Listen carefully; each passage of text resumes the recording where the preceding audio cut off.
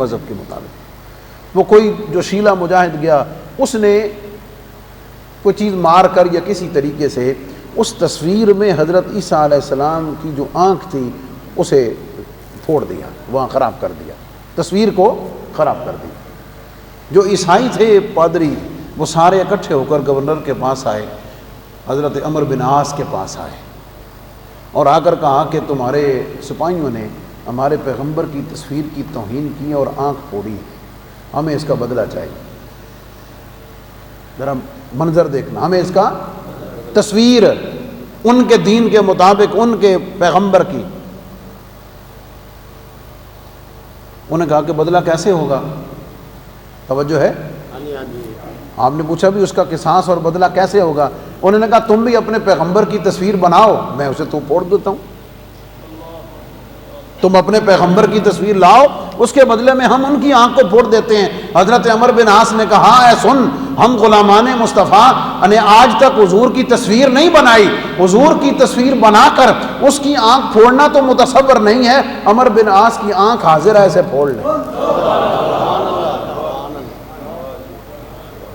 میری آنکھ حاضر ہے، اسے پھوڑ دیں۔ کیا مطلب؟ حضور کے صحابہ نے، حضور کے اہل بیت اطہار نے بے شمار زمانے تک جو ذات وجہ محبت ہے، جو ذات بنیاد عشق اور بنیاد الفت ہے، اغیار نے اسے ہی تنازعات کی بنیاد بنا دیا۔ کہیں جھگڑا کہ نبی پاک علیہ الصلوۃ والسلام کی نبوت، توجہ ہے، میں اب اشارات دے رہا ہوں آپ کو سمجھ آ جائے گی۔ کہیں یہ بحث چھیڑ دی گئی کہ نبی پاک صلی اللہ علیہ وسلم آپ جو ہیں وہ نبی کب سے ہیں جی؟ کسی نے کہا جناب 40 سال کے بعد ہیں، کسی نے کہا 40 سال سے پہلے ہیں۔ ہو گیا نا، سپریشن تو ہو گئی، نبی ڈسکس تو شروع ہو گئی جناب۔ اچھا، پھر کسی نے کہا کہ نبی پاک صلی اللہ علیہ وسلم کی جو احادیث ہیں، وہ احادیث جو ہیں وہ ساری کی ساری حجت ہیں، وہ ساری کی ساری احادیث جو ہیں وہ امت کے لیے حجت ہیں، یا جو سنن عادیہ ہیں، جو حضور علیہ السلام نے جن چیزوں کو کلچرل اختیار کیا ہے، اپنے زمانے اور اپنے حالات اور اپنے علاقے کے رسم و رواج کی وجہ سے حضور نے اختیار کیا ہے، ان کی کیا حیثیت ہے؟ اچھا، اسی میں ایسے بھی پیدا ہو گئے ہیں جو کہتے ہیں کہ حضور علیہ السلام نے داڑھی مبارک اس لیے رکھی تھی کہ عرب کے لوگ داڑھی رکھتے تھے، اگر حضور عرب میں نہ ہوتے، داڑھی نہ رکھتے، تو حضور نے بھی داڑھی نہیں رکھنی تھی۔ یہ یہاں تک لوگوں میں، یعنی یہ چیزیں سننے میں، پڑھنے میں سمجھ آ گئی، کتابوں میں کہیں نہ کہیں حضور علیہ السلام کی ذات پاک کے حوالے سے۔ اچھا، پھر صرف حضور علیہ السلام جو ہیں معاذ اللہ، یہ میں آپ کو اگزامپل دے رہا ہوں ان چیزوں کی کہ جو چیزیں، جو ذات وجہ محبت ہے، جو ذات محبت کی بنیاد ہے، ظالموں نے اسے ہی اختلاف کی بنیاد بنا کے تقسیم کر دیا۔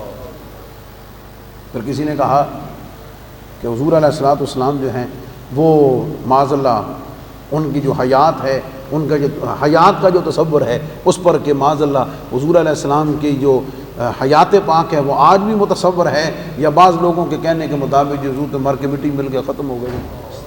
کسی نے کہا کہ حضور علیہ السلام، یہ ان کی نقل کفر نہ باشد، میں صرف آپ کو سمجھانے کے لیے کہ جو ذات محبت کی بنیاد ہے اسے ہی اختلاف کی بنیاد بنا دیا ہے۔ قرآن پاک کو آپ لے لیجئے، اس پر ایسی ڈسکشن، وہ پارے 40 نہیں یا 3 ہے جناب، کیا خیال ہے؟ پھر اس کی سند کے اوپر، اور حضور علیہ السلام کی ذات بابرکات کے حوالے سے ہر چیز کو، حضور کے علم کو، حضور کی حیات کو، حضور کی معراج کو، حضور کے معجزات کو، نبی پاک علیہ السلام کی احادیث کو، حضور علیہ السلام۔ اچھا، پھر ظلم یہیں تک نہیں رہا، ظلم یہیں تک نہیں ہوا، ہر وہ شے جو نبی پاک علیہ السلام سے منسلک تھی اسے بھی متنازع کر دیا۔ اب ان تنازعات میں آگے آپ چلتے چلے جائیے، حضور کے اہل بیت پر الگ، حضور کے صحابہ کرام پر الگ، صحابہ اعظام میں ان کی عظمت اور ان کی خلافت کی ترتیب پہ مسائل الگ، سمجھ آ گئی۔ پھر ان کے بعد ان کی اپنی حیات پاک، ان کی خدمات کے، میں فکر انگیز جملہ آپ کو عرض کرنے لگا ہوں۔ کسے معلوم نہیں ہے کہ نبی پاک صلی اللہ علیہ وسلم کے بعد جو خلافت راشدہ کے 30 سال ہیں، حضرت ابو بکر صدیق، حضرت عمر فاروق، حضرت عثمان غنی، جناب علی المرتضیٰ رضی اللہ تعالیٰ عنہ، بلکہ اس میں حضرت امام حسن پاک، امام حسن مجتبیٰ، ان کی خلافت مبارکہ کے 6 مہینے شامل، وہ اگر 6 مہینے شامل نہ کریں تو حدیث کے مطابق 30 سال پورے نہیں ہوتے۔ اسی وجہ سے یا تو حضرت امام حسن مجتبیٰ کو 5واں خلیفہ راشد کہتے ہیں، الگ کنسیڈر کیوں نہیں کرتے؟ اس لیے کہ انہیں تابع سمجھا جاتا ہے جناب علی المرتضیٰ کی خلافت کی، لیکن وہ بھی شامل ہیں۔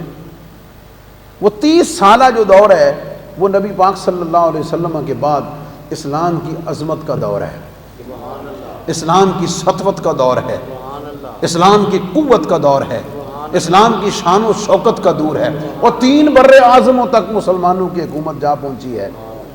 اور حضرت عمر رضی اللہ تعالیٰ عنہ کے دور مبارک میں کوئی زکوٰۃ لینے والا نہیں ملتا، اتنی خوشحالی ہے، اتنی آسودگی ہے، اور اتنا سکون ہے روئے زمین پر، ویلفیئر کا، مخلوق خدا کی خدمت کا جو نظام حضور کے خلفاء عطا فرما گئے نبی پاک علیہ السلام کی تربیت اور قرآن کے ثمر سے، وہ ان کے بعد قیامت تک کوئی اسٹیٹ آج تک اس طریقے کا پیش نہیں کر سکی ہے۔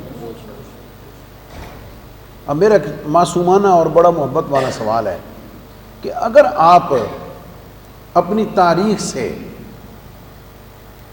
اپنی ہسٹری سے، اسلام کی تاریخ سے، اگر آپ حضرت ابو بکر صدیق، عمر فاروق، عثمان غنی رضی اللہ تعالیٰ عنہ، ان کی تینوں کی خلافت کے 22-23 سال جو ہیں، اگر آپ انہیں نکال دیں، آپ اگر انہیں باطل سمجھیں، آپ اگر انہیں معاذ اللہ غاصبانہ سمجھیں، آپ اگر انہیں لغو سمجھیں، تو میں پوچھنا چاہتا ہوں، میرا ایک معصومانہ سا سوال ہے کہ اس دور کی عظمت کو تو غیروں نے بھی مانا ہوا ہے۔ سبحان اللہ، سبحان اللہ۔ بھائی اس دور کی ان چیزوں کو آئیڈیالائز جو ہے وہ تو اغیار نے بھی کیا ہوا ہے۔ عمر لاز کے نام سے دنیا آج بھی حضرت عمر رضی اللہ تعالیٰ عنہ کے فیصلوں سے برکتیں آج بھی حاصل کرتی ہے، اور کتنی عجیب بات ہے کہ اپنے گھر کی جو شمع ہے اسے تو بجھا کے بیٹھا ہوا ہے، اپنے گھر کی شمع جو ہے اسے تو نے اپنے ہاتھ سے بجھا دیا ہے، سمجھ آ گئی، اور خالی موم بتی بجھی ہوئی لے کے جا رہا ہے اور کہہ رہا ہے کہ جناب انہوں کو ذرا ڈیوٹ لا کے روشن کر دو۔ اس سے بڑا ظلم کیا ہوگا، اس سے بڑی زیادتی کیا ہوگی؟ اور وہ ہستیاں جن کے بارے میں نبی پاک صلی اللہ علیہ وسلم نے ان کی ہدایت کی، ان کی استقامت کی، ان کے ایمان کی گواہی دی ہے، وہ جناب حکومتیں لینے کے لالچ میں انہوں نے رشتے دیے، حکومتیں لینے کے لالچ میں بعد میں یہ چیزیں حاصل کرنے کے لیے یہ ایمان لے کر آئے۔ میرے کو استاد گرامی فرمایا کرتے تھے کہ اگر ان لالچوں کی بنیاد پہ ان کا ایمان معتبر نہیں ہوتا، ان لالچوں کی وجہ سے ان کا ایمان معتبر نہیں، تو ظالموں پھر جو نبی یہ لالچ قبول کر کے ایمان قبول کراتا رہا، پھر اس نبی کی نبوت کے بارے میں کیا کہو گے؟ یہ بات پھر یہاں تک تو نہیں نہ رہے گی، یہ حرف تو نبی پاک کی ذات پاک پر آئے گا کہ حضور علیہ الصلوۃ والسلام جنہیں کائنات کا بہترین انسان بھی کہا گیا، تمام نبیوں کا امام بھی ہیں، جو اپنی ساری شانوں کے ساتھ ہیں، سمجھ آ گئی یار، وہ چند لوگوں کو بھی، چند لوگوں کی جو ساری زندگی ان کے ساتھ رہے ان کو بھی ٹھیک نہ کر سکے، یہ اعتراض تو نبی پاک علیہ السلام کی ذات پر جائے گا۔ لیکن نبی پاک نے فرمایا نہ، اصحابی کالنجوم بأیہم اقتدیتم اہتدیتم، فرمایا میری امتی میں سے جس کے نام کے ساتھ صحابی آ جائے گا نا، وہ سراپا ہدایت ہوگا، تم جس کے پیچھے چلو گے ہدایت پا جاؤ گے۔ یہ وہ تاریخی تسلسل اپنے عروج اور اپنے انتہا کو پہنچا میدان کربلا، اور اس میں ایک ایلیمنٹ ہمیں کبھی بھولنا نہیں چاہیے، چیزیں ریکارڈ ہو رہی ہیں، سالوں بعد کہیں نہ کہیں لوگ سنتے ہیں، سمجھ آ گئی، کہیں نہ کہیں لوگ چیزوں میں سے چیزیں نکالتے ہیں، اس لیے میں بڑے اعتماد اور بڑے وثوق اور بڑے سنبھل کے ساتھ اس قسم کے موضوعات پہ بات کرتا ہوں۔ حضرت امام علی مقام انہی فسادات اور انہی اختلافات کی وجہ سے میں سمجھتا ہوں کہ واقعہ کربلا رونما ہوا ہے، اور واقعہ کربلا ہمیں ایک سبق یہ بھی دیتا ہے کہ کرسی بڑی پیڑی شے ہے، حکومت، اقتدار، اس کے اوپر بیٹھنے کے بعد پھر اپنے آپ کو سنبھال کے رکھنا، منصب اقتدار پر فائز ہونے کے بعد اپنے آپ کو سنبھال کے رکھنا کہ کوئی ظلم و زیادتی مجھ سے نہ ہو جائے، یہ سب سے بڑا امتحان ہے۔ پھر ذمہ داری ہو جاتی ہے کہ اس نے اللہ کے حقوق کی بھی حفاظت کرنی ہے، نبی پاک علیہ السلام کی عزت و ناموس کی حفاظت بھی کرنی ہے، حضور کے اہل بیت اور صحابہ کی شانوں کا تحفظ بھی کرنا ہے، اسلام کی تمام اقدار، اسلام کی پوری تاریخ کا حفاظت کرنا ہے، اور پھر اس کی روشنی میں برکت لیتے ہوئے پھر اس کے بعد اپنا نام، پھر اس کے اوپر ہے کہ وہ اپنا نام غداروں میں لکھواتا ہے یا غلاموں میں لکھواتا ہے، فیصلہ ہو جاتا ہے۔ اور سادے لفظوں میں پھر وقت اور حالات اور تاریخ خود فیصلہ کر دیتی ہے کہ یہ طریقہ حسین پہ چلنے والا ہے یا طریقہ یزید کے اوپر چلنے والا ہے۔ اب اس وقت یہ تو جہاں اور کئی باتیں وہاں اسی طرح امت کو گمراہ کرنے کے لیے کہ جناب یہ تو اقتدار کی جنگ تھی، ہائے ہائے ہائے، یار اقتدار تو اسے چاہیے جس کے پاس اقتدار نہ ہو، حکومت اسے چاہیے جس کے پاس حکومت نہ ہو، اختیار اسے چاہیے جس کے پاس اختیار نہ ہو، عزت اسے چاہیے جس کے پاس عزت نہ ہو، قوت اسے چاہیے جس کے پاس قوت نہ ہو۔ اہل بیت اطہار کا گھرانہ تو یہ ہے کہ قرآن کی نص ہے کہ طہارت ان کے گھر کی ہے، انما یرید اللہ لیذھب عنکم الرجس اہل البیت ویطہرکم تطہیرا، طہارت ان کے گھر کی ہے، شجاعت ان کے گھر کی ہے، امامت ان کے گھر کی ہے، شہادت ان کے گھر کی ہے، سعادت ان کے گھر کی ہے۔ جس کی والدہ نبی پاک علیہ السلام فرمائے جنتی عورتوں کی سردار ہیں اور حسن و حسین نوجوانان جنت کے سردار ہیں، انہیں ان سرداریوں کی ضرورت ہی کیا ہے؟ جنہوں نے حضور کی زبان سے یہ سنا ہوا ہو کہ سرداری ہماری ہے، قیادت و سعادت ہماری ہے، یہ سارے کے ساری قافلہ سعادت و ولایت کے امام ہم ہیں، انہیں تو ضرورت ہی کوئی نہیں تھی۔ پھر مسئلہ کیا تھا؟ مسئلہ یہ تھا قوم کو بتانے کی ضرورت تھی کہ یار جسے رسول اللہ سردار بنا گئے ہیں تم بھی اس کی سرداری کو تسلیم کر لو، جس کو امام نبی پاک بنا گئے ہیں اس کی امامت کو تم تسلیم کر لو، جس کی ولایت نبی پاک علیہ السلام نے بیان کر دی ہے تم اس کی ولایت کو تسلیم کر لو۔ میں نے ایک پروگرام ریکارڈ کروایا اور اس پروگرام کی ریکارڈ کراتے ہوئے میں نے سیدہ زینب کبریٰ رضی اللہ تعالیٰ عنہا جو حضرت امام حسن و حسین کی ہمشیرہ ہیں، زینب بنت علی رضی اللہ تعالیٰ عنہا جنہوں نے قافلہ حسین کو واقعہ کربلا کے بعد پورا سنبھالا اور پھر اس کے بعد مشن حسین کو جاری رکھا، میں نے ان کا خطبہ پڑھا جو آپ نے یزید کے دربار میں دیا تھا۔ اس کا ایک جملہ یہ ہے، آپ نے یزید کو کہا کہ تو یہ سمجھتا ہے کہ اپنی ان اونچی حرکتوں کی وجہ سے تو لوگوں کے دلوں سے ہماری محبت کو نکال لے گا؟ اس طرح کرنے سے تیرا یہ گمان ہے کہ تو لوگوں کے دلوں سے اہل بیت کی محبت کو نکال لے گا یا ان کی زبانوں سے اہل بیت کے ذکر کو ختم کر دے گا؟ آپ نے فرمایا خدا کی قسم اللہ نے مومنوں کے دلوں کو اہل بیت کی محبت کے لیے چن لیا ہے، نہیں نکال سکتا۔ اچھا، اب اس عنوان پر بھی پھر آگے وہی رطب و یابس، وہی افراط اور تفرید کہ اگر اہل بیت اطہار کی طرف ہے تو پھر صحابہ اعظام کے حوالے سے کوتاہی ہے، اور اگر صحابہ اعظام کے حوالے سے ہے تو اہل بیت کی کوتاہی ہے۔ میں تو خدا کی قسم اللہ کے گھر میں آپ کو مبارکباد پیش کرتا ہوں اور خود سجدہ شکر بجا لاتے ہیں کہ مولا کریم تیرا احسان ہے کہ تو نے ہمیں وہ مسلک عطا کیا ہے، تو نے ہمیں وہ مذہب عطا کیا ہے، تو نے ہمیں وہ مشرب عطا کیا ہے، تو نے ہمیں وہ عقیدہ اور نظریہ عطا کیا ہے کہ جس میں حضور کی ذات سے تعلق رکھنے والی کسی ذے کے ساتھ، کسی ذات کے ساتھ نفرت اور دوری نہیں ہے، جس کی نسبت بھی حضور کی ذات سے ہے۔ حضور کی امت میں سنی روئے زمین پر سنی وہ واحد مسلمان ہے جو نسبت مصطفیٰ کے ہر رشتے کے سامنے سر کو جھکا۔ اس کے ایمان اور عقیدے میں بنیاد حضور کی ذات ہے.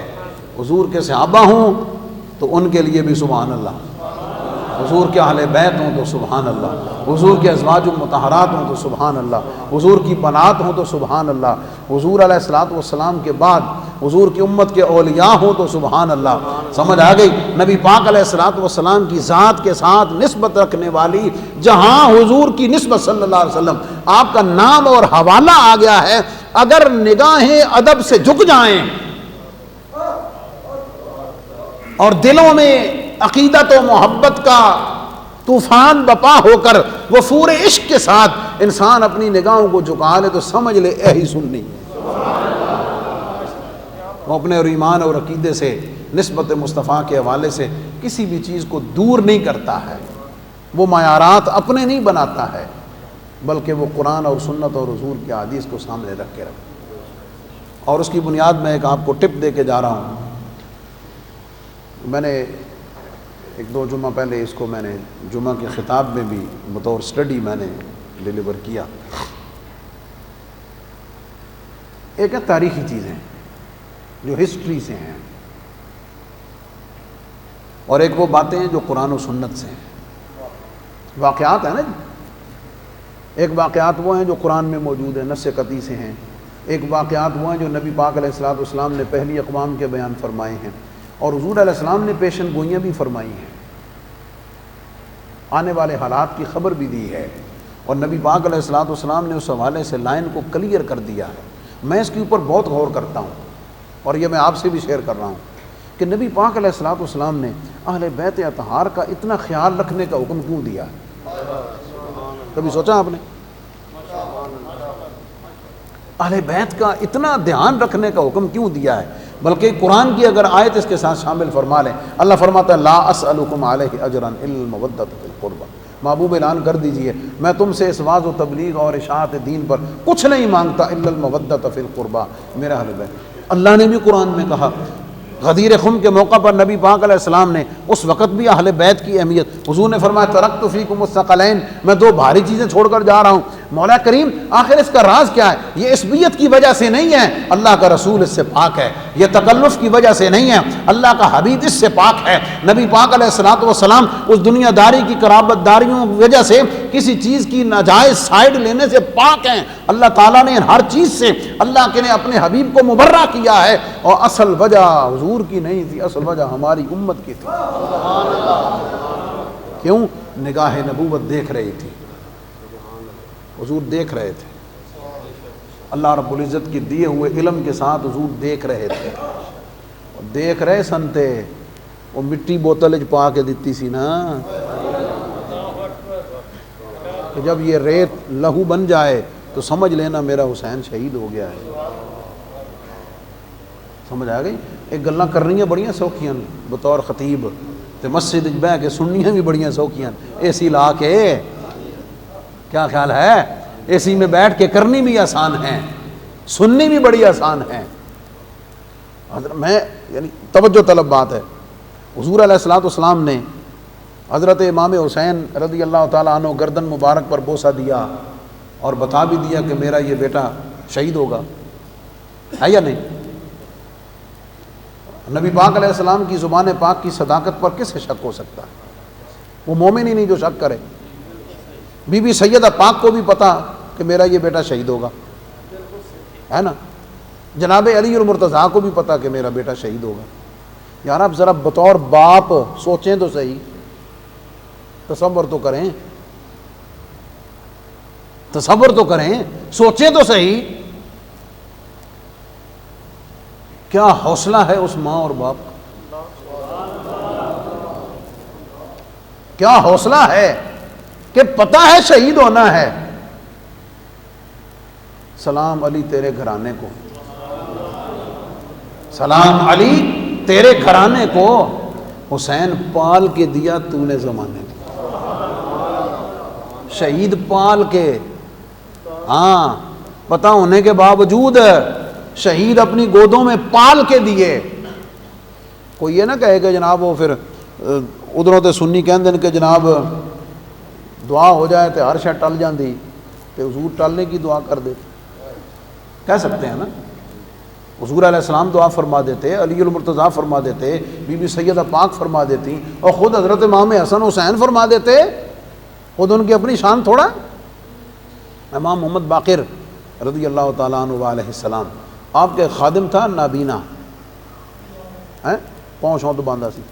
ایک دن پیر دبا رہے سی تو کہنے لگا جی کہ آپ مجھے یہ فرمائیں کہ اللہ رب العزت نے قرآن پاک میں جو فرمایا ہوا ہے کہ انی جاعل فی الارض خلیفہ, تو اللہ کا نبی جو ہے وہ زمین میں اللہ کا خلیفہ ہوتا ہے؟ فرمایا ہاں بالکل خلیفہ ہوتا ہے. فرمایا نبی پاک علیہ الصلوۃ والسلام بھی تمام انبیاء کے امام ہیں, تو حضور تو پھر سب سے بڑے خلیفہ ہوئے. فرمایا بالکل. فرمایا جو اللہ کا خلیفہ ہوتا ہے ان سے معجزات ظاہر ہوتے ہیں؟ فرمایا بالکل ظاہر ہوتے ہیں. فرمایا جو حضور کی آل ہے,